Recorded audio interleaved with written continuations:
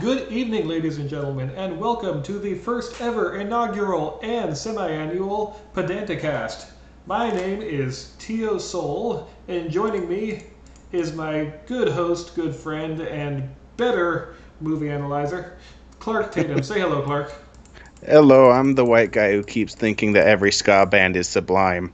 He's not wrong, but we are here to talk about a rather unique little film. And the reason I say unique is because this movie exists on a plane that not a lot of movies occupy. And I mean that in a lot of different senses. There are some very unique things about it. Now, as you can tell by the picture, the movie we're talking about is the Extremely Goofy Movie.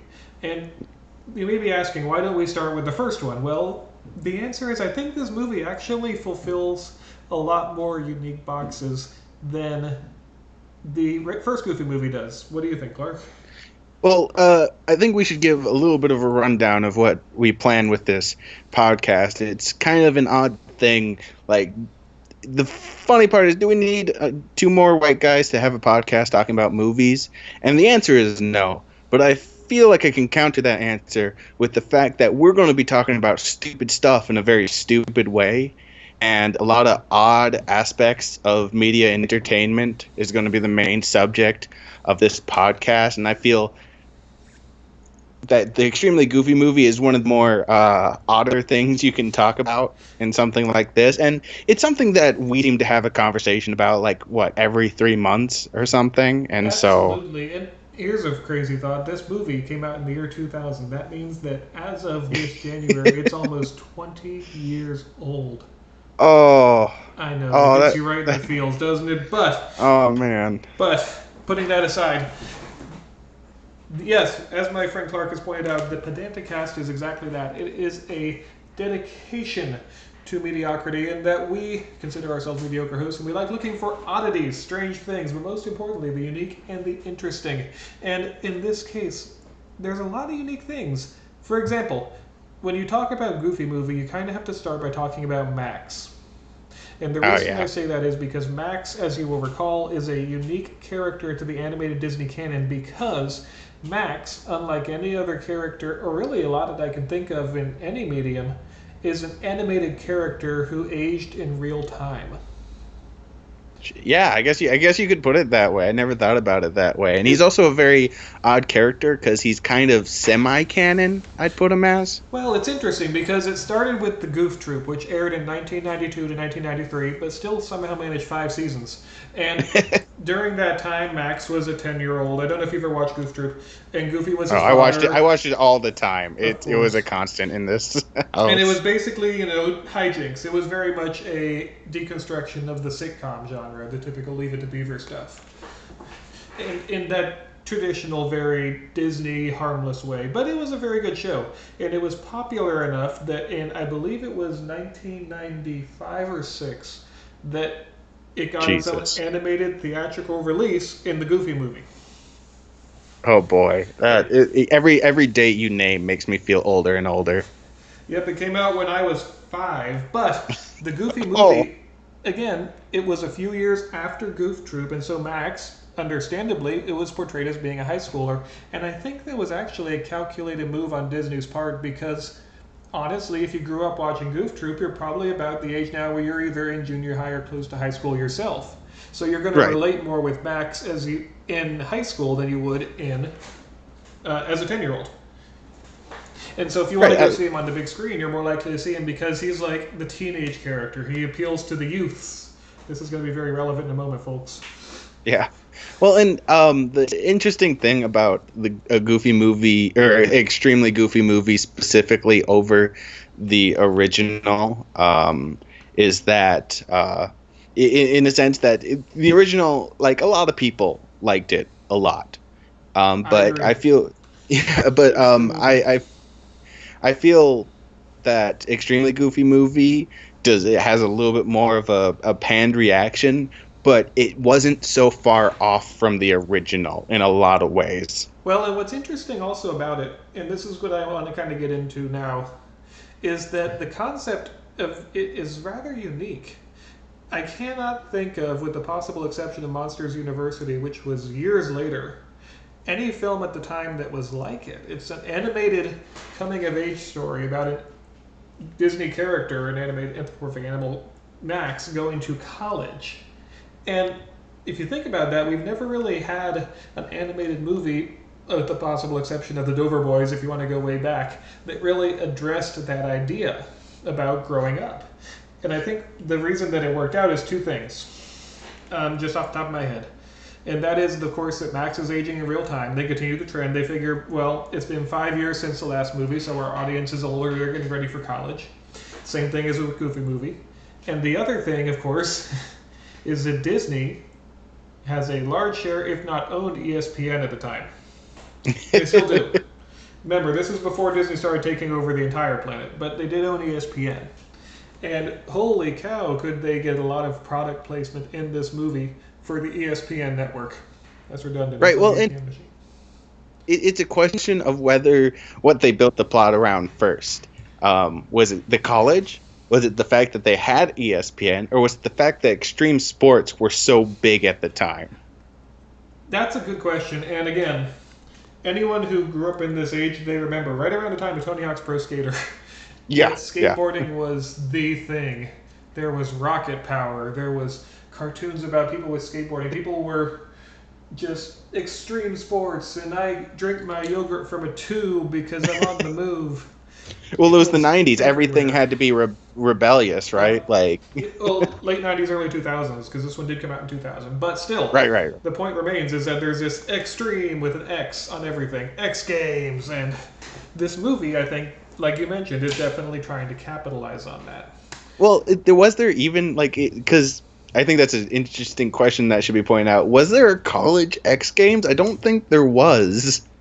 If there wasn't, it would not surprise me if it was something even that they were planning to push, and the movie was almost intended as a product placement for that.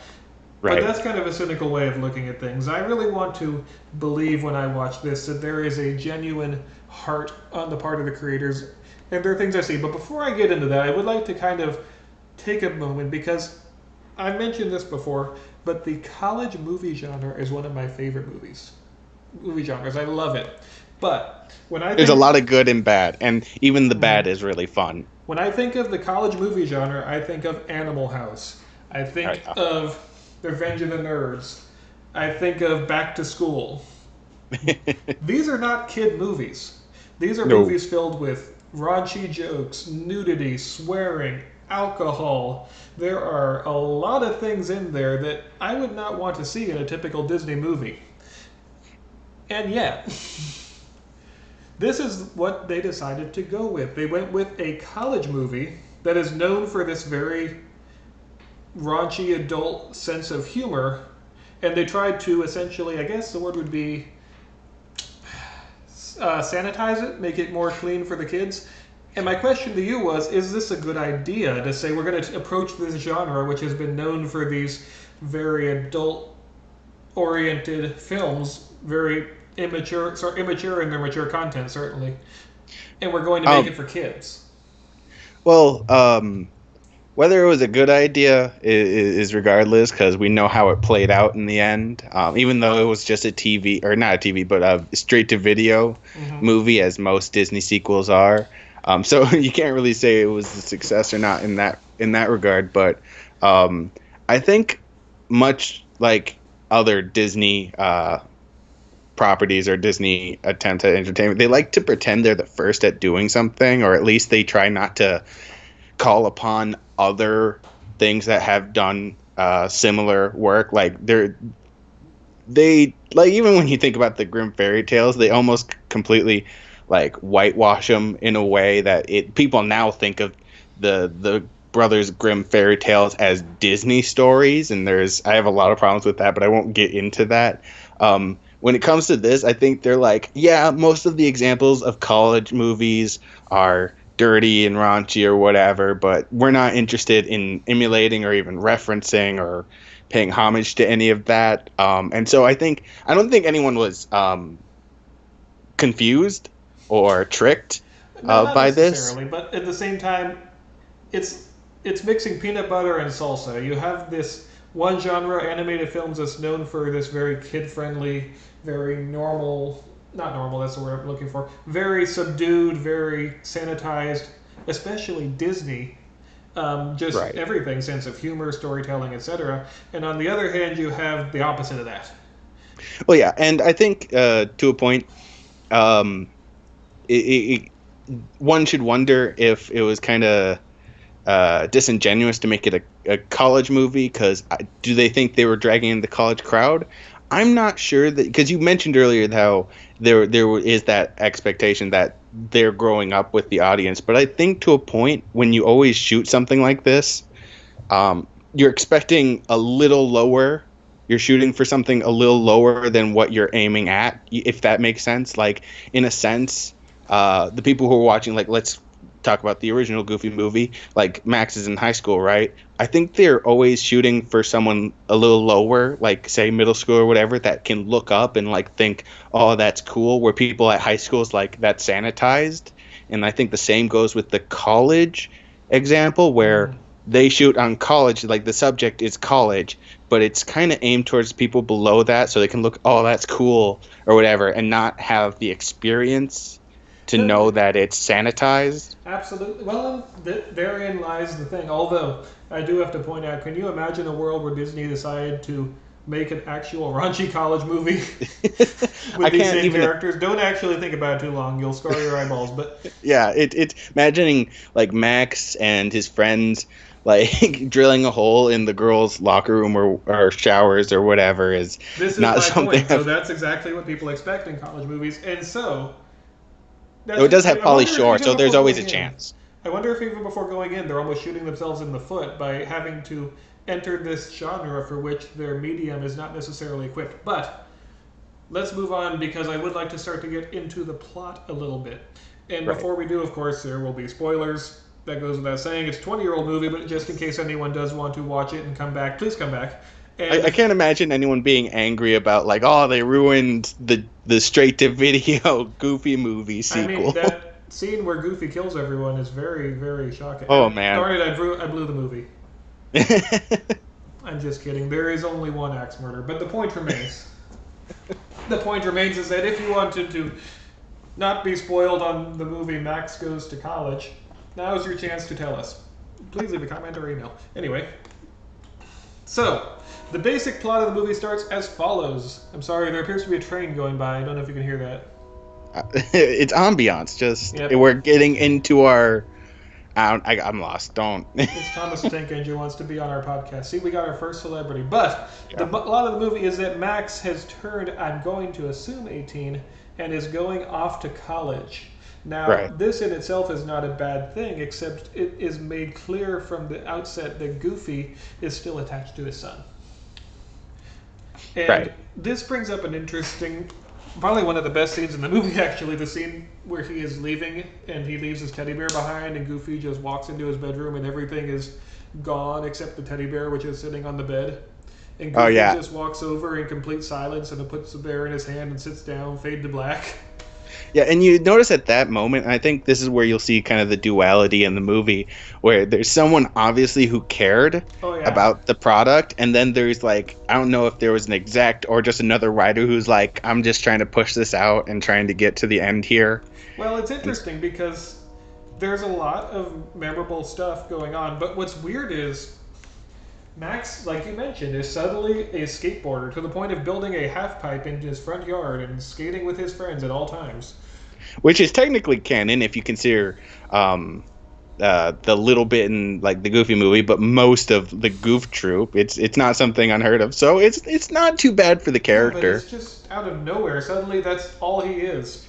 Right, suddenly it becomes his character. Like that's the thing. Like that's such a focus. Like especially when it was such a little thing in the Goofy movie.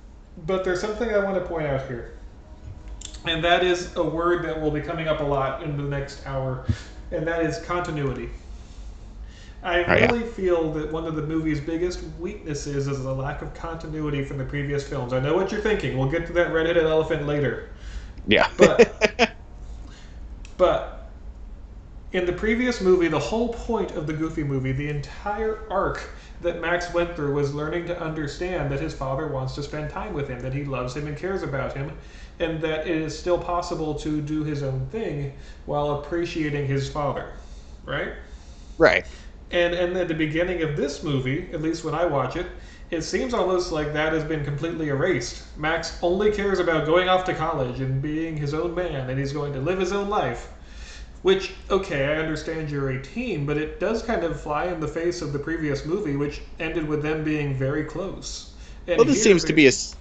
Sorry, Go ahead. don't mean to interrupt you, but I was just going to say this seems to be a problem with a lot of sequels where, like, oh, we want to do a sequel, like, say, Ghostbusters, but we don't have a plot because if we stick to everything that happened in the first movie, things are going to be hunky-dory for the most part, which I don't think is always true, but it seems like that's their mindset, so they have to disengage with the success in story of the first movie and recreate the problem in the sequel. Like you mentioned with the Extremely Goofy movie, the whole thing is Max is back to his not caring attitude, and it seems like he learned nothing. And so the Goofy movie itself almost seems non-canon.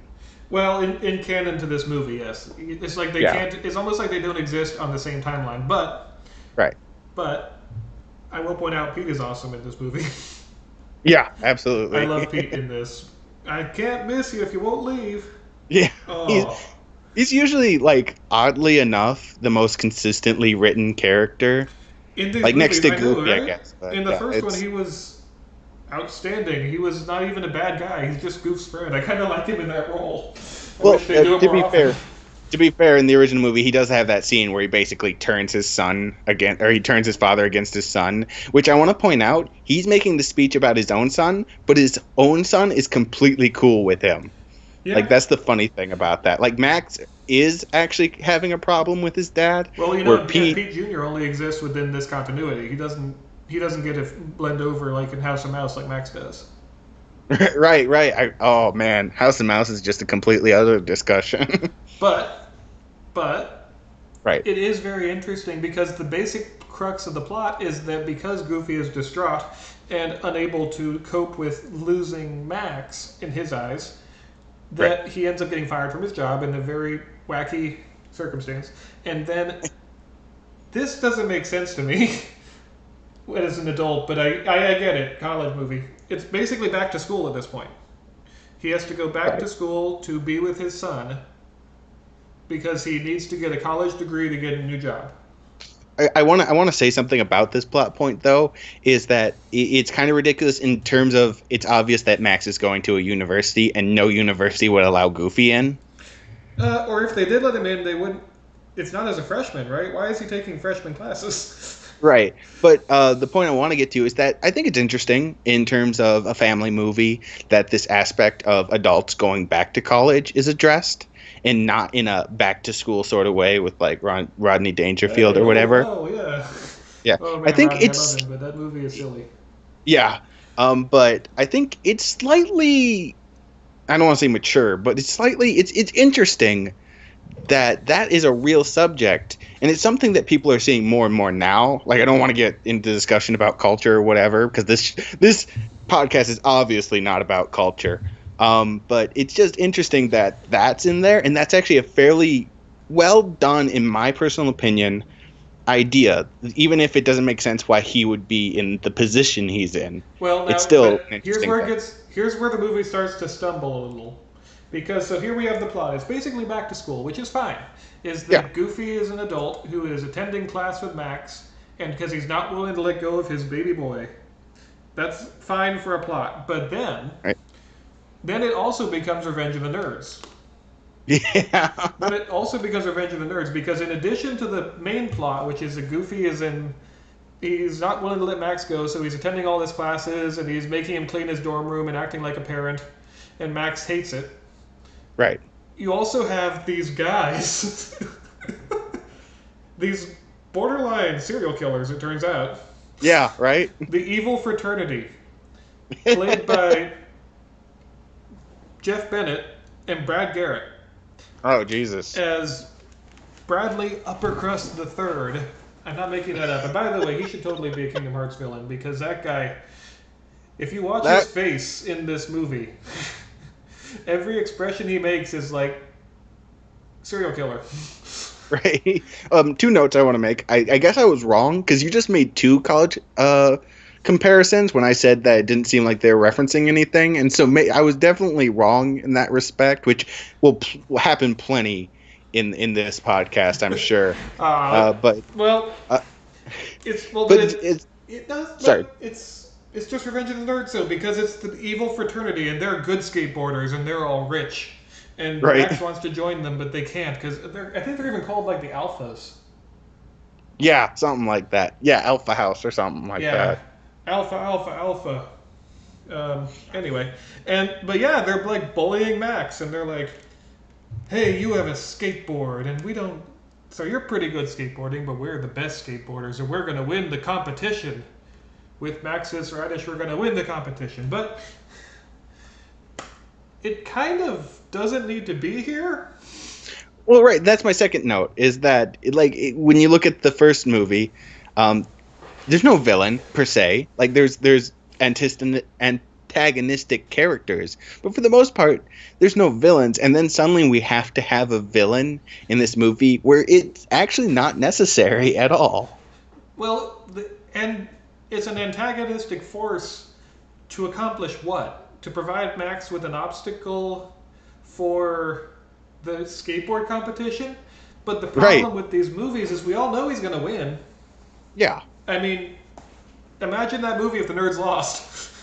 Right. Well, I think it's this idea that, competition, there needs to be an opposing side, and it can't just be faceless. Yeah. Well, and to be fair, the characters are very funny. Yeah, no, they're very fun characters, and it's sometimes this movie gets a little, I don't want to say it gets soulless, but it gets a little obvious that it's kind of, stereotypical. Either one. But the movie itself the characters are still fairly fun. Like they're still very entertaining despite any low moments the movie has. Speaking of, so. Right? What? We do have to move now also to the subplot number 8. There are a lot of odd small subplots. For reasons that I cannot seem to recall, possibly just for no reason at all, they end up in a coffee shop. Because all colleges have coffee shops, you see. Yep, hipsters and whatnot. When you're in college, you drink coffee. Even though Max has never drank coffee before in his entire life. Right.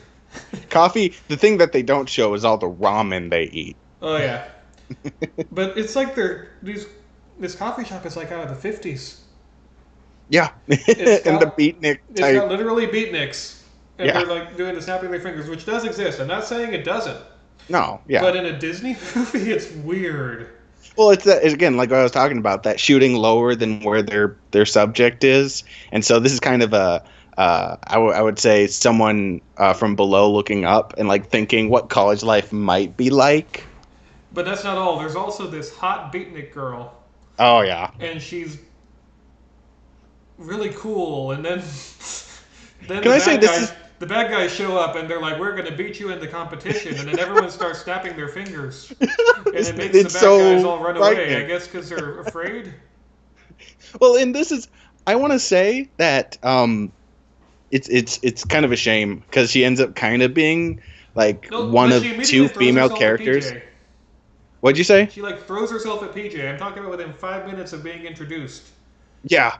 And, that's kind of artificial. I'm not saying it doesn't work for the movie as a whole, but I really would have liked to see, hey, why don't we develop that story? What if it turns out that PJ is actually this guy who's into English or literature or poetry, and Max doesn't know how to relate to him? Maybe he wants him to get into the competition, and Pete is busy working on his poetry because he has this new girlfriend, and Max is like, no, the competition, and PJ is like, nah, I've got this other stuff going on.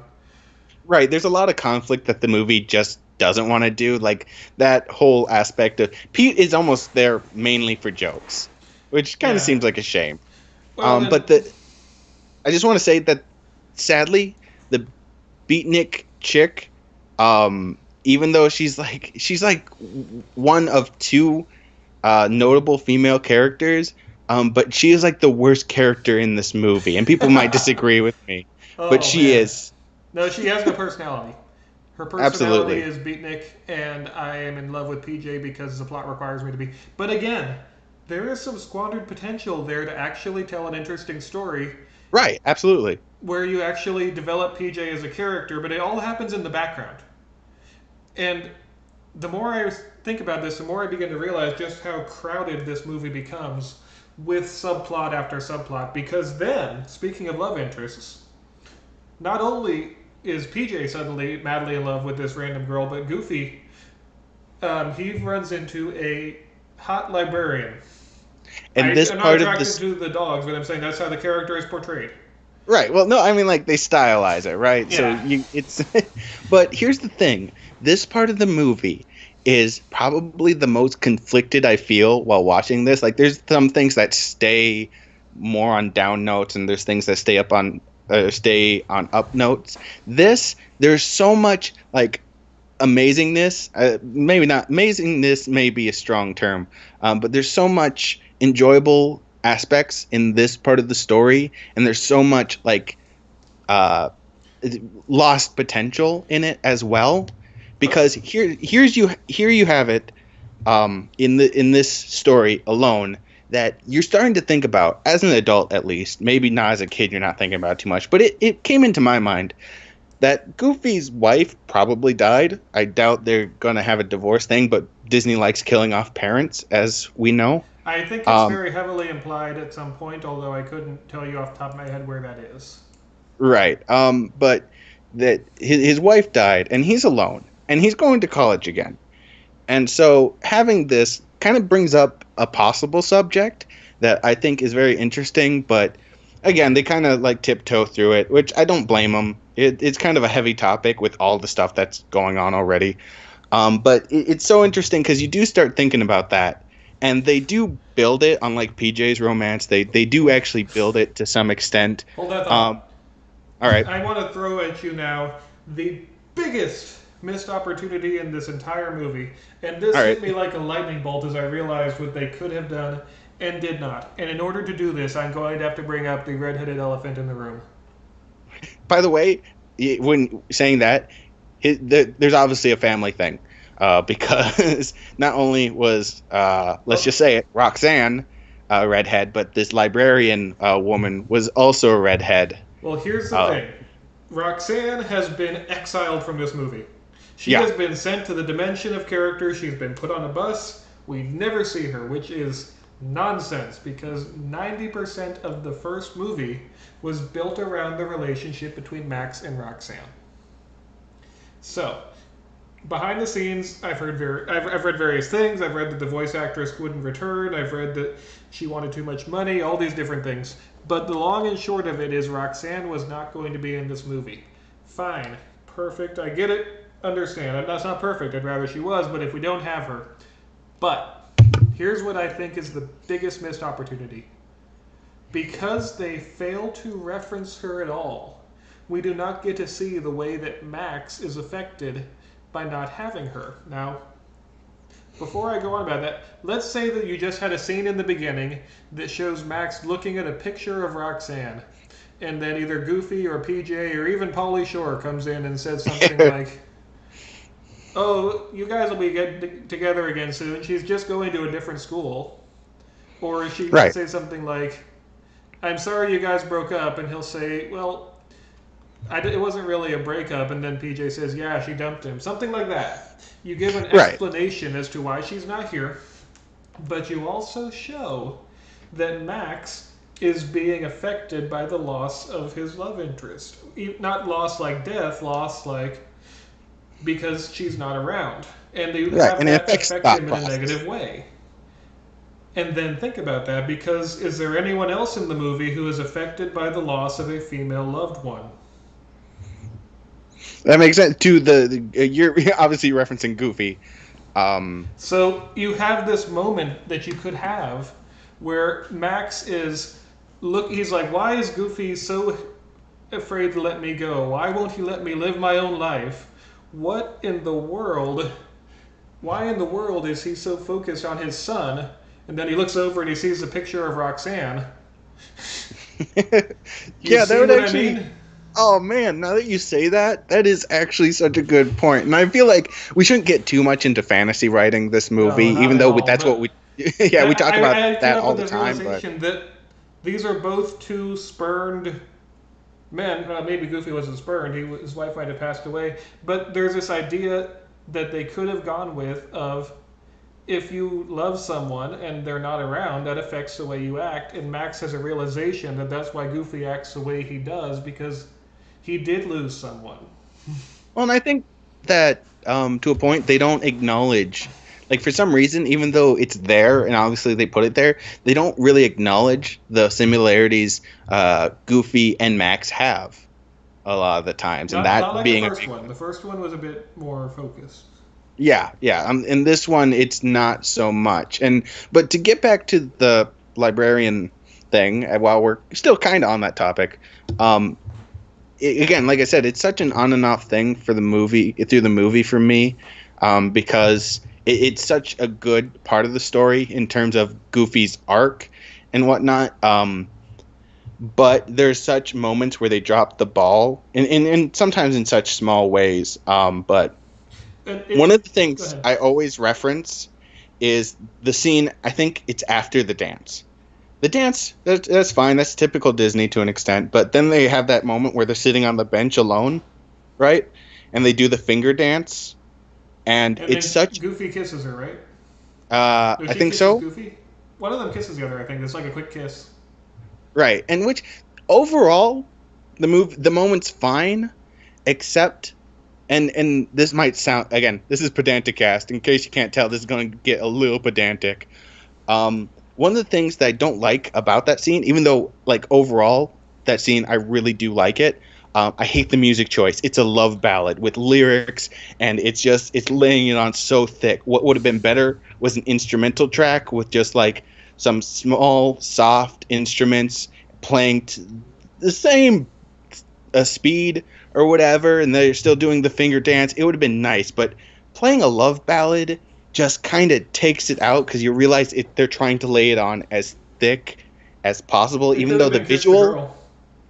yeah, oh man, Uh, but they're trying to be subtle in the image, but they're laying it on thick in the music, and that's just exemplifies the well, on and off nature that particular story has in the and movie. another thing that it's almost a matter of time that the movie can invest in the plots is it does feel very rushed in Yeah, that the librarian is obviously there to be a love interest. I would have loved to see a little more of her character or why she's attracted to Goofy. It's kind of just I don't want to say it ever reaches a point like with the girl where she's attracted because that's why she's here, but right. It's not that bad, but it definitely does feel rushed.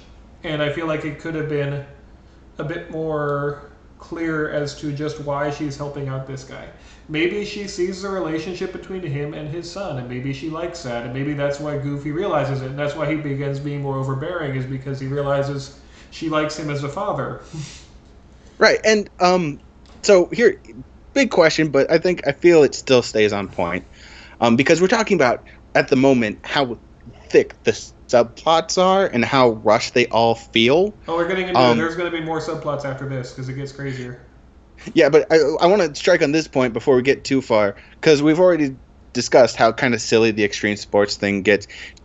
Do you feel, and I guess being their target audience, what it was, this was not an option, but we have the privilege of fantasy writing here. Do you think they could have taken out the extreme sports angle and just had Max deals with college, Goofy deals with college, and like different things besides that happens? I think And that the plot of them being father and son, basically again back to school, was fine by itself, but I think that it could have been more of a focus on Goofy and his and the fact it's almost Goofy realizing that he's using Max to fill the void that was left by presumably his ex-wife, late wife. right, and it's there to an extent. And what actually kind of works still in the plot is that he goes there to be with Max, Yes. but then he refines himself and rediscovers his ability to do these things, which I think is a played down, but I think still a successful note of the movie, which I think is what keeps this movie from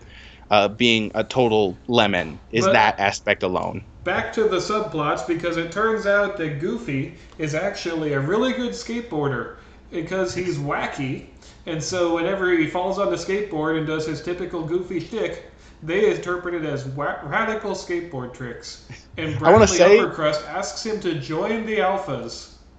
I want to say real quick that this aspect is actually not bad if we're going to have the extreme sports angle. Just for the plain fact that if you remember old school Goofy shorts, this is not far off from the things they would do. Like, yeah, That's with the fair. sports. And that is fair, actually, now that you mention that. But I will also point out that then the Alphas ask him to join, and Max says, yeah, you should join them. And then Max later starts to get jealous of Goofy. He's like, hey, wait a minute, everyone thinks Goofy's awesome and not me. Which kind of makes he no wasn't sense. accepting. He still wasn't accepting. Like, when the moment happened, when the wacky skateboarding happened, he kind of felt burned there as well. Like, it was, but it was kind of on and off. It does kind of fluctuate. But Max starts out, he's like, go and join the Alphas because then you'll leave me alone. Right. I think he was trying to sabotage them a little, like, if that was the idea. But it's such a weird plot because then Goofy gets so caught up in, like, being a member of the fraternity and practicing for the skateboard and doing all this, and he starts failing all his classes. Right. And I think the fraternity does make the story awkward. Like, even if you still kept the extreme sports, the fraternity makes it so they have to make these bends, if that makes sense. You know what would have been better? And I know I don't want to fantasy write this, but this isn't fantasy writing. It's changing the focus a little bit. Right. What if the reason that Goofy failed his own midterms is because he was too busy parenting Max? Right. That would have been more realistic. So, like, he's encouraging Max to study and keep up with his classes and all that time, and he realizes I didn't actually do that much for my own.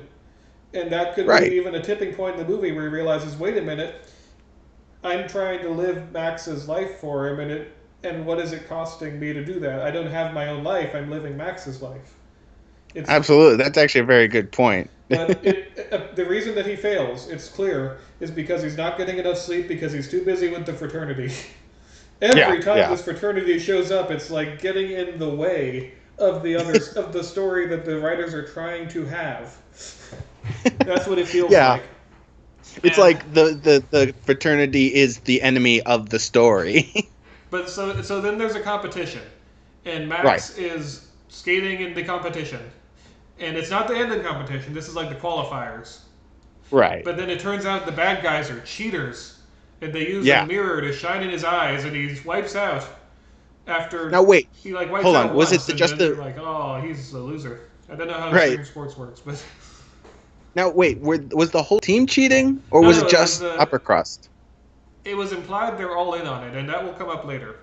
All right. It's been a little bit since I've seen the movie, so. And he shines a mirror in Max's face, which causes him to lose, and then Goofy ends up getting straight scores because they activate a rocket board, I believe, while he's on it. Yeah. It's all very wacky, and it's called a Goofy movie, fine. But this is where it gets weird. Because then it cuts to, like, Max walking in the rain wearing a leather coat. Right. And he goes down to the coffee shop. He's like, I'm transferring out of here. And this comes out of nowhere. Yeah.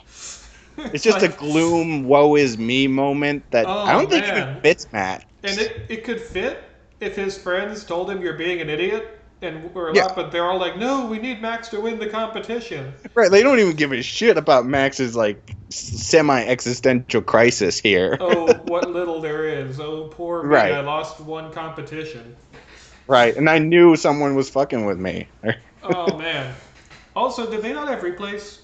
Like, is no one filming that? I'm getting aside from that. It has to happen plot. Anyway... Well, this is the Pedanticast. Those are the questions that people expect of us. So, I forget either someone gives him a speech or something happens that Max decides not to transfer. I think it's because the PJ actually gives him a speech. He's like, "What do? We win." I forget the specifics, but Max gets his groove back, quote unquote. And meanwhile, And it's all about Goofy, winning too. It's not about like being a better person. It's all about we gotta win, right? Like that's the goal. and then Goofy goes to the Gammas, and he's like, "I have to leave because I'm failing everything." Or because it's like I was like, this is fun and all, but I think my son, blah blah blah, and then they beat him up and throw him out of the building, which like, hello, campus police. I know Yeah, I was Goofy about to say, movies. I'm like, don't you know college is like international waters? Everything's allowed. Oh yeah, no, that's true. In Revenge of the Nerds, they commit at least 40 different counts of sexual assault, but Yeah. that's not the point. We're not talking Yeah. about that movie right now. We'll save it for later. Yeah. Mutant subplot number 12. So now Goofy has to pass all of his grades, which makes no sense because he needed a year, but it's he just took his midterms and he got bad grades, and it's the middle of the semester. But whatever. And it's sad because it is a subplot. It's not a main plot. The main And plot is the extreme sports it's for okay some though reason. because he teams up with Librarian, and then he has this weird Rocky Four study montage. Which I don't hate. I No, actually I kind of don't. like. It's good Yeah. music. The music, by the way, and this is outstanding. I don't know if I mentioned that, but I do like the soundtrack. Very 70s. Yeah. But the thing is, it it all feels very random because the grades have not been a focal point of the movie. The competition Right. has. Everything Right. has been like revolving around this competition from the movie's viewpoint, to the point of actually sabotaging other subplots. And so Yeah. when it gets to this point where Goofy's like, I have to pass my class. No, wait, no, I forgot. First, he goes back home to Pete, Right. Right. and he Right. has the speech with the horseshoe, and he's like, that's it, I lost my focus. Because he realizes that he took his eye off the ball, which, considering the movie, there's a joke I could That's be such a making, but I'm good. not. That's Anyway, actually a very good point. so Goofy goes back and has this Rocky IV training montage where he takes all of his classes and I assume passes all of his finals. It's not really clear on what he does to make this work. And can I say this is uh Go ahead. I do enjoy the montage.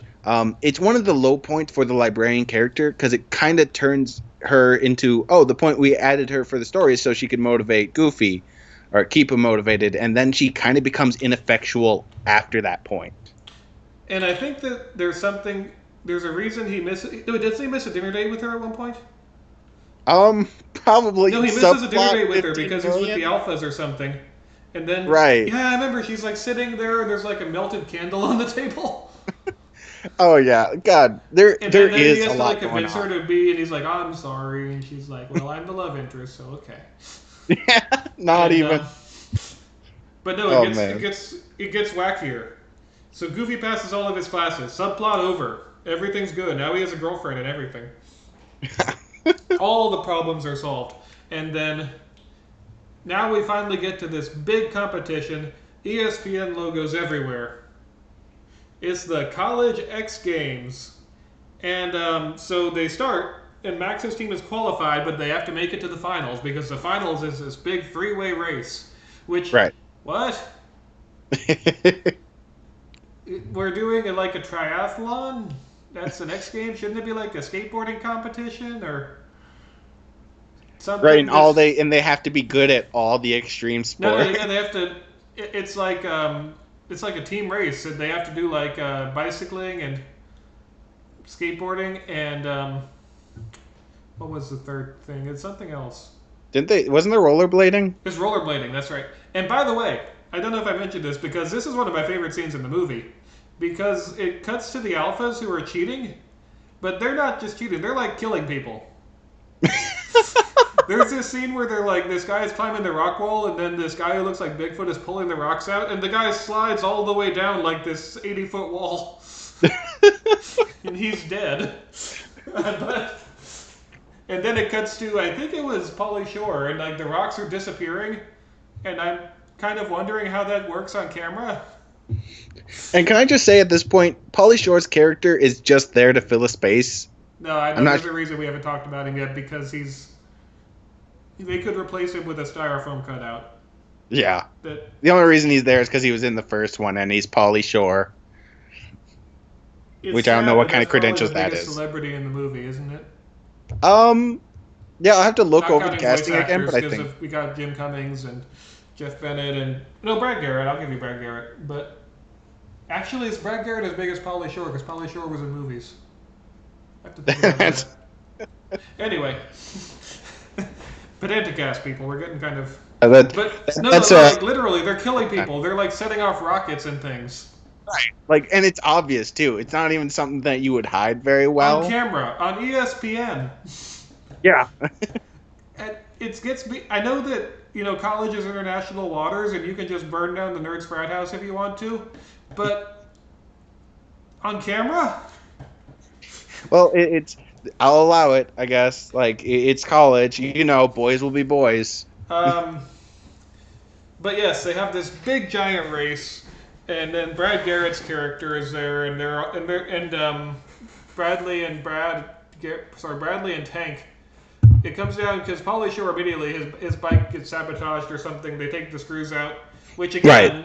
you would think someone would say, "Hey, wait a minute," but then PJ gets eliminated somehow. No, PJ's not in it. It's Goofy. Right. No, PJ's in it. Then Goofy takes over. PJ gets hurt somehow, or he's eliminated, and Goofy jumps in. Which again, no. I remember Yeah. PJ gets like hurt or something before it gets started. And then Goofy steps in for their team because they're like, you can only compete with 3 people. Right, and there's no paperwork that's involved. He just has to be able to step in and say, "I do just it." point to someone in the crowd, hey you. Yeah. And then it gets. Oh, do we want to talk about this? Huh. It gets uncomfortable. What point are you talking Are you about? familiar with this controversy? I'm not familiar that there was a controversy with this movie. Okay, it comes down to the last minute, and then Bradley launches the. Sorry, he gets eliminated. He gets knocked over Right. on the skateboard. He's fallen down. He's got this remote control, and he activates the remote control while he's like smiling with his giant teeth. And then it activates his board that slams into all of them, and it makes the X Games logo fall down. Right. And then there is a sequence that was actually cut from the TV airings. Okay, I'm going to keep this as tasteful as possible. All This right. movie came out in 2000. Oh shit! Right. There was a scene of people being rescued from a burning building during the re-airings in 2001. I will let people connect the dots, but Oh, I totally forgot about. Okay. Yeah. that was actually cut from re-airings. But moving on from that, I'm sorry if I made a bit of a bring the mood down, but of course Max wins the competition, and Tank beats up Bradley, and the next scene is Goofy in a graduation gown, which I assume is months later because it's only been 1 semester. Right. And Oh, he said time he doesn't needed 1 more matter. year to graduate, not 1 semester. But Yeah. Goofy is he's graduating and gets in the car with the librarian and he drives off. My God, Gable or Clark? Yeah. Yeah. You can call me Gable. Clark Gable. This movie is frustrating. It Yeah. really is frustrating, and I say this watching it both as a child and as an adult, because when I was a child, I was never into the extreme sports thing. So I was actually, believe it or not, I was most interested in like, what's college like? What's it like to be on your own, living in a dorm room? Right. And that's not really there. Nope. There's not really that much idea of anything except for shoehorn love interests. Goofy is kind of Because even the stuff where Goofy is like being an overbearing father is centered around a skate competition. The reason that there's a scene where Max is like, get your own life, and he does it after Goofy has won the competition. He's trying to apologize. And it's like, this competition, this skateboarding thing, it feels so forced in, but what is most frustrating about it is because it's not just forced in, but it's forced in at the cost of other plots. Yeah, they had these other things written almost just to fill time, even though they're way more interesting than the actual main point of the movie. And it's... I have to wonder, because on the one hand, I do wonder if this movie would have been made at all, because I think that the ESPN basically free advertising might have been perhaps The crux. a selling point for even getting it made. Right. So I'm not thinking about it in terms of would they have made the movie without it, but let's just assume they would have. If they had focused on the relationship with Max and Goofy, if they had focused on maybe showing what Roxanne's absence does to Max, and maybe he relates to his father a little more because of it. If they had shown maybe PJ and Max's friendship begins to drift apart because PJ has now got a girlfriend. Right. Maybe even it goes so far as what if at the end Max loses the skateboarding competition and he realizes that's okay because that's not why he's here. Absolutely. That would actually make the whole point of the college experience more potent, and I think that it sends a terrible message when everyone's like, it doesn't matter what college is, you just have to win this sports thing. And there's something to be said there. Let's take it full fan fiction. Ready? Yeah. It's basically the same movie, except there's been more focus on Max. There's been more focus on Goofy's relationship with the librarian. PJ has been drifting apart from Max to be with his girlfriend. Pauly Shore is kind of just there. Yeah, it's still no change really to him. Yep. And then at the end, there's less cheating because that adds needless complication. Right. Max has managed to overcome everyone. It's down to him and Bradley, and just as they're skateboarding forward, Max just loses. Either he trips, maybe the skateboard wheel falls off, he just loses due to bad luck. But some reason Bradley wins, and Bradley's all happy, and he's holding up his trophy, and he's like, yay, yay, and Max is all dejected. And then, suddenly all of the people around him all pick him up and say, good job. It's Goofy and the librarian, it's PJ and his girlfriend. Heck, have Roxanne show up at the end for one line and be like, oh, that would have been so good. That would actually been really good. And then Max realizes as he sees him, he's like, "It's okay. I'll get it next year." Well, and just it would have made the whole point, like him growing as a person. Like I don't feel like he grew at all. Like they implied it. Yeah, they just like, oh, he won, and so he was right the whole time, basically. Oh, and don't worry, because the other guys, they're cheaters. Yeah, and so cheaters never prosper. And they're killing people also. I should mention that. It's frustrating. It's frustrating because there's so much good that doesn't matter in this movie because the bad is the focus. And like that's the funny part. It's not even bad necessarily. It just doesn't need to be here. Because the Goofy movie, the reason that movie still holds up, and the reason why this one kind of doesn't, the first Goofy movie is about, at its heart, a father and his son, as well as Max trying to impress Roxanne. Those are the emotional cores around which all of these wacky hijinks and shenanigans revolve. Right, and it starts something and it finishes it properly. And the subplots are more goofy sidebars than they are, oh, we're developing plot, but we have to throw it away. And so... Like I said, if my choice is if this movie has to be this way, but... or else it doesn't get made, I feel like the choice to just have Max win because the other guys are cheaters and villains really undermines the point of the movie, which is that you need to support your family. Right. You And need or you to need to be better than that. You need to yeah, be focused. you need to That's the thing. mature. Yeah. That that's the whole point is you need to be a more mature individual, and I don't feel like Max is. Oh, no. No, not at all.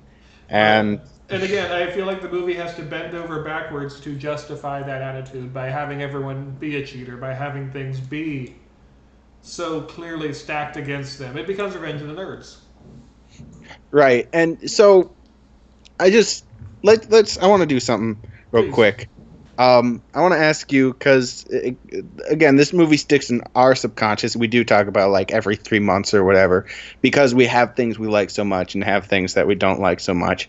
I want to pose two different questions, and but the first one's probably more pertinent. Mm-hmm. What are your favorite parts of the movie? Because we've already talked about generally Okay, the are we weaker talking part. favorite without irony? Um, Because I love the scene when they're clearly killing people on ESPN because let's it's go so out without of irony. nowhere. Yeah, let's go without irony. What are some of Okay. your favorite parts of the movie? High points of the movie to me are okay. So the scene with the bear is obviously everyone talks about as being one of the most emotional scenes in the Disney canon, which I think Yeah. is a stretch, but it's pretty strong, pretty powerful. Right. It's The good. opening barbecue is great, Yeah. where it shows the difference between Pete and Goofy, and it clearly establishes that Goofy isn't quite ready to let go. The scenes where, actually, you know, one of my favorite scenes is, and this is one of my favorite little Easter eggs. So anyone who listens to this can share this with me because no one knows about this. I've asked people who love the movie. Do you know what the first question on Goofy's midterm exam is? No. The first question on Goofy's midterm exam is number one: briefly explain the meaning of the universe. That's I love a good that. one. That's a good I one. think the other ones are joke questions too, but Right. there's little touches like that, and I actually don't like the dance scene. I think it felt kind of forced, but it's wacky hijinks, so I let it allow. It's fun. It's got some like sincerity to it because it's not advertising anything. And one thing I do really like, I like Max being immature. I don't like that no one acknowledges that Max is being immature. Things like he Right. snatches Goofy's wig off and is like, "Dad, you're scaring people." You see, That that's is a a good good line. line. Yeah. That's a good line, and it's like, but now you need to have someone say to Max, "That was kind of harsh, wasn't it?" And then you can clearly Right. No one establish does character that. motivations. Yeah. For the most part, we have to let Goofy's guilt teach Max, which I think is it's kind of weak Well, no, because and the point of the movie is that Max did nothing wrong, and I disagree. right. Absolutely. So that, And and again, so my least favorite thing is that Max's obsession, basically, with this competition overshadows everything else. And that is portrayed as a good thing. I think that is the biggest flaw. If you have to have the competition, I say that's fine. right. That's great. But without any hesitation, making it the focal point of the movie is a mistake. There's a tournament, there's a big, like, Greek games at the end of Revenge of the Nerds, but that's not how Right. it ends. It ends with the speech because the Right. Alphas lose, and then they end up burning down the Nerds' house, I believe, or trashing it. And then he gives an impassioned speech about how nerds won't be picked on anymore, and then all of the people stand up because they've been made fun of. It's really touching. Right. And Um. this doesn't have that. It's like, hooray, you won! And then Yeah. There's everyone no. lives There's no happily ever after. moment, and it's because they don't have a thematic moment of learning that they don't have the spelling it out like the third act Well, this putting it is out there. Disney. Of all the places you would expect that. Right. But let me kind of list my favorite moments and trying not to copy off of yours. Please, The- no, what I probably took a lot of the good ones. Well, I'm like, including what you labeled, which were really good, or what you listed, which were really good choices. I want to talk about for a moment the dream sequence at the beginning, because both movies have them. But I think it's very important if you were to take the two movies and accept that they're supposed to be canon, it does something really cool. Because in the first movie, the dream sequence is Max, and it's him being afraid of being his father and being goofy in so many words. Mm-hmm. And it's a fun sequence, and it's kind of scary when you're a little kid watching it, and so it works. In the second movie, Goofy has his dream sequence, his anxiety nightmare of losing Max, of Max rejecting him, and I want to address the rainbow-haired Goofy, and to a point. Was it rainbow haired? I thought it was just an afro. No, it was long rainbow hair, if I remember Oh right. yeah, no, that's the when Goofy has that dream sequence. Yeah. Okay. And so, and it's interesting to me, like, when you put those two in your canonical framing, it shows again that they have a lot in common. They both have these anxieties and whatnot. It's kind of the way they connect, but they never connect through that, and so it's kind of a down point in that respect. But to a great degree, the fact that they both had one between the two movies is kind of a great showing of how they're so similar and they don't realize it. But also, the rainbow-haired Goofy is kind of frightening to me, because Does he haunt your dreams? What? Does he haunt your dreams? Yeah, a little. But it also represents, in my opinion, and like Pedanticast. How many times have we said that so far? But I might be stretching it a bit. Please stretch away. But to me, it feels like in the framing of Goofy that he accepts some of the blame of pushing Max away. Like there's a part of him that is actively hurting the relationship between him and Max, and he represents it in this Goofy, this rainbow-haired Goofy figure that doesn't say anything, but he's kind of haunting because he kind of floats around like a ghost that doesn't really do anything, but he's obviously antagonistic in terms of the dream sequence. Well, yeah, and that's actually, that whole sequence is also very well realized because of the music, which is, not because of the music, because of just everything, the music and the animation, how it begins with this Partridge Family song, and then devolves into this horrible mishmash. Oh, yeah. Yeah, that's so good. And, you know, it's funny, too, because that's also a great bit of animation. That we haven't really talked about this, but this movie has that Disney sequel animation. You know, not a lot of shading. It looks very, like, afternoon TV show-ish. Right. It looks like they weren't allowed to put a lot of money into it, but there are those small moments they have really good animation. Well, and it feels like they had to use a lot of it for the competition, too, which, again, I don't mean to keep harping on this point, but watch this movie and you'll agree with me that it is inescapable. But that's not the point. What is your least favorite part of it besides what I've already drilled into death? All right, well, I'll get to that. Let me list a few more things, and I won't go over to a big explanation because they don't really need it. Favorite points. Hold on, you got a bump. Say that again. Sorry, my mic's cord is a little loose, so sometimes it comes out. But another one of my favorite points in this movie is kind of oddly enough, again, the early Max dynamic with Goofy, except it is hurt by having it not change later in the movie. But how they kind of interact in the beginning is still pretty good if you ignore the second half of the movie. It's not they don't beat you over the head with it per se, like they do a little bit. Don't get me wrong, but it's a Goofy movie. Yeah. But you do connect fairly well with Max's positioning. You don't quite hate him because you understand where he's coming from, and so it's still good in that respect. It's really hurt by the fact that he doesn't learn anything, but we've gone over that 100 times now. But the afro is also how disconnected Goofy is, and it's one of the funnier gags. It absolutely is, and so that the sequence with its humor and its actual setting up of things, if you kind of ignore certain aspects, it is still fairly good in terms of setup, and it's one of the parts I really enjoy. Third thing that I really enjoy this movie, and I've already talked about it, the finger dance. Even though I hate the music, if you mute that scene, it's such an amazing scene. It's one of the best scenes in the movie if you get rid of the ballad. Like That's it's fair. subtle, That's fair. it's visual. You don't it doesn't beat you over the head with anything. It's romantic. It's successfully romantic without being schmaltzy. It's something people really like.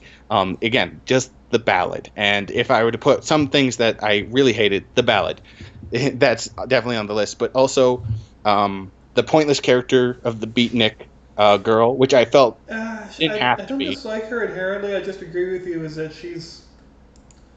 I feel like she could have been in a better fleshed out role, a decent point, like something that PJ lusts, for lack of a better word, after. Right, but my thing I really don't like about her is one, the uselessness we've already pointed out, but two, I feel like she's just a stereotype. She is just there for the male characters. She's not real. She's not like there's beatnik and then there's not understanding what a beatnik is. Yeah, but she never comes back to House of Mouse either. So you're. Is House of Hold on. Let me count the number of characters that are put on a bus after this movie. PJ and Polly Shore, the Beatnik and the Librarian. Let's see, Bradley and Tank are gone. Let's see, Pete, as in his current form, is gone. Pete becomes an antagonist again. Pete as a protagonist is put on a bus. Uh, so much of this is just self-contained within this movie, Yeah. and And I it's think they weird accepted because that it wasn't going to be canonical because it's straight to video, sadly. that's true, and oftentimes it's not, which is a shame because not. I kind of want to it's not to interrupt anything, but I do kind of want to wind down by saying one of my things that really sticks out about this movie to me, and the reason I call it an anomaly is several reasons. One is, of course, the obvious. It's a character that ages up in real time. It's an animated college movie. It is, at the same time, I would call it honestly a good. I don't know if I'd call it the best Disney direct-to-video sequel. It's Yeah, it's genuinely definitely on the enjoyable higher movie. end of all those. It's definitely on the higher end because I've seen a lot, sadly. I've seen more than I realized until like a little bit ago. That I've seen the Beauty and the Beast Christmas video. Why with Tim Curry? Yeah, that's such a shame for Tim Curry, but yeah, I've seen a lot of those. This is definitely on the better end of that, Fair which is enough. not a high bar, to be honest. But Yeah, but in so many ways, this movie is interesting because it's such a time capsule of the period. And I don't know if it would be made today. I don't know if they would take a risk on a character like Max. Because Disney really oh, has become a lot more child friendly in every sense of the word. Look at the well, and the last five radical age is Disney. over. Sorry? The radical age is over, and It that's what is. Max represented. Um, I would say so, especially in this movie. But the thing is, and I think the biggest fault of the movie, the biggest pro of the Goofy movie to me, and I went backwards or back and forth, but hear me out. The Goofy movie feels fairly timeless. Yeah, It still has Goofy working in that shot. It feels like it could be the 1960s. It feels like it could be the early 90s. Powerline's a little dated, but he's a small part of it. right. Like they could generally make that movie now, and I think people would still enjoy it. Yeah, and it feels like a throwback to. It feels like there's a lot of times that don't really. That stuff that applies without being specific to a decade. Right. This does not do that because of a lot of things. There's just the coffee houses and the extreme sports and there's discos and look, he's eating nachos and it's extreme and it's Well, that brings me to a question that I asked earlier. I think we should answer now, and this will probably be a good point to kind of wrap it up. Which do you think came first, the chicken or the egg? is this in regards to the movie or in general? I mean, in terms of the movie, because here's my theory. I'll just leave out my theory here. I think somebody said, I want to make a sequel to the Goofy movie. And they had the college idea in their head. And then they pitched it to people in the studio, in Disney or whatever, whoever. And then someone wasn't sure about it. Mm-hmm. But then they looked at this thing they needed to promote, ESPN. Not that they needed to promote ESPN Extreme quite, ESPN for youth. right. They wanted the contact audience where these younger people will grow up to be ESPN people. Can we Maybe make Max a football player? No, that kids won't care about that. right. And they have this extreme sports thing that is huge, and so there's that. But in a sense, I think someone was like, we need to promote this, and we need a vehicle, and then someone offered up a vehicle, and they're like, okay, we'll give you your Goofy sequel, but we'll need ESPN here. We'll need this plot. And he's thinking, oh, that won't be so bad. I could write a movie around this. But then I don't want to say, because studio interference is always the crutch people lean on in terms of blaming why a movie doesn't work. Yeah. This movie wasn't going to be a classic by any means, but there's definitely things that are hurt by interference of brands and such like that, where they obviously someone felt it was more important to get the brands out there, while someone felt it was more important to get the story out there, and it ends up creating a mucky mess. I'm kind of going in there and saying, I actually don't know. What I imagine is that there is a writer who is brought onto the project, right? Right. Or a writing staff, and that the project is conceived of, let's have Max do college X Games, and also Goofy comes to see him. We'll do some cheap college stuff. We'll rip off Back to School, Revenge of the Nerds. But I think that the writing staff who was brought on did genuinely care about the movie. There's little touches with the animation, with the little details. There's Easter eggs, there's jokes, there's all these things. And I do feel like you said, what really hurt this movie is behind the scenes, because it does feel like the focus is laser directed exactly where it does not need to be. Absolutely. And they didn't look as an investment. It's a video. It's a straight to video movie. So they're like, we're not going to be quality assured exactly. Well, and the other thing is, there's almost an assumption at this point in 2000, they've had other ones come out before this, that they're not very good, so there's no pressure to make a good one. Right. There's definitely... And so it's not held to the typical Disney standard. If you look at this on paper, it's a sequel to the Goofy movie, and it... What? In college? No, that's going to suck. That might be your reaction. Right. And so... that it has as many good moments as it does, even if those good moments never really get pulled together into a coherent narrative. Right.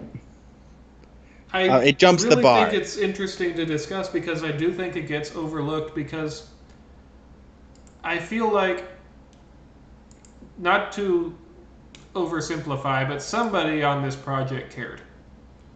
Somebody somewhere, writing staff, animation, they wanted to tell a good story. They wanted to have good scenes. They wanted to have good moments. The voice acting is good. Right. It's got a great cast. Brad Garrett is, I wouldn't say A-list, but definitely he is a good celebrity to have on there. Right. Like it's weird because I feel like there was some investment, but not a lot. Like not enough for it to be full on. But someone was like, okay, it's going to make more money than say our other Disney sequels. So there was some investment there to at least ensure some video sales, but not enough for them to waste time or money per se on it. But I think we should wrap up here by saying, first off, do you recommend people watching it? I definitely do. If maybe not people who didn't like grow up with the Goofy movie, if that wasn't in your repertoire as your childhood movies, it might not be all that great. It might not be all that interesting. But if you grew up in the 90s, and Goofy movie was one of those things that you did enjoy, but you haven't seen the sequel, it's definitely worth a watch. And if you're just someone who enjoys kind kind of dividing where things went right and went wrong, it's definitely the movie for you. It's definitely something you should watch because you'll have a field day breaking it down for yourself. I agree, and I would say, um, having seen this at Monsters University, this is the better movie. Um, That's someone on the internet is really angry at you right now. let me refer. But Let me specify. Let me specify. Because this feels like it has a lot more. It feels like it has more heart, which from Pixar I know is surprising to say, but yeah, it really is there underneath of this veneer of extreme sports. It really is a story about coming of age and letting go of children and finding new love and all of these wonderful little tidbits sprinkled on. It's like the sprinkles on the ice cream, and then right. the ice cream is a bad flavor, rum raisin, let's say. I think it's a natural thought process where Monster University, I felt like the concept itself is a bit of a leap. Yeah, I would say Yeah. so. And what this one has going for it really also is because Max feels more like a kid. When with Monsters University, they feel like they're adults who have been transported back to college. This feels like Right. a kid who has grown up into college.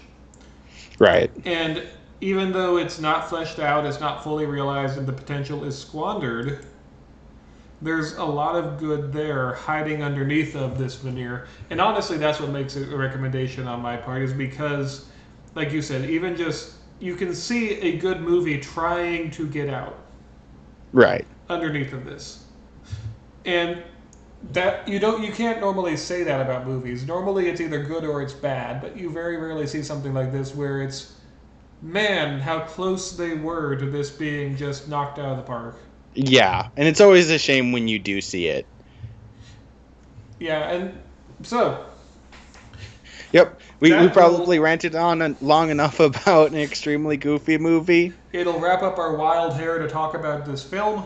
Um, are we talking about a film next time, or are we just going to talk about whatever happens to cross our mind? I have not planned that far ahead. Hopefully, I'll have an answer next time. It doesn't always have to be a movie or whatever. Sometimes it's a TV show, and it's not always a breakdown. Sometimes it'll just be topics of conversation, whether they be stupid, nonsensical, unimportant things about it, or whether we will break it down. Anything goes. It's whatever in the podcast world. But Absolutely. I do want to do a little bit of a post ramble. I'll call it a post amble. Post A ramble. You preamble. want me to do? You want me to do a second recording? No. What I just want to say is that next what we plan on doing here is we have this main episode. Oh right, the scheduling. Yeah. Yes. So this is a Pedanticast, like you said. Go ahead, and we have. We're gonna have we have this episode. We have these episodes, which will hopefully come out on Monday. We're gonna aim to try to be as consistent as possible. Don't hold your breath or anything. But every other week, we hope to have a Wednesday episode, kind of a hump day episode, to help you through that point in the week where we talk about anime. What was the name you had for it? Do you even anime? And the idea is, like, the first episode, we're just going to talk about, spoiler alerts, we're going to talk about Tenchi Muyo, because we both have very interesting opinions on that.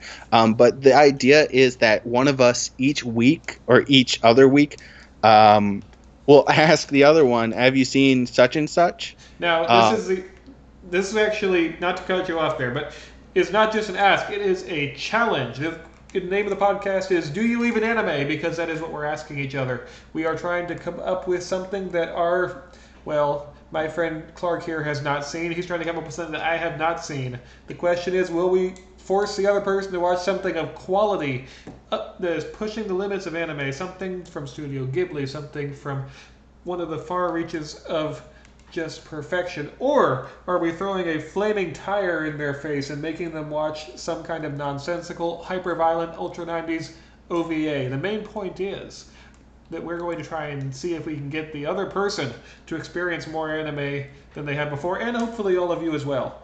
Because we invite you to join in and watch exactly what we plan to watch before you listen in. That's the question. Do you even anime? Right. And from us to you, thank you for watching or listening, watching. Maybe if it's on YouTube, you're watching our first podcast, and hopefully many will come after, and hopefully we'll get this more down as we continue to do this. And hopefully our other episodes, our bi-weekly episodes, will be just as good. From us to you, thank you for watching, and see you next week. Heart, clover, horseshoe, balloon. Jackpot. See ya. See ya.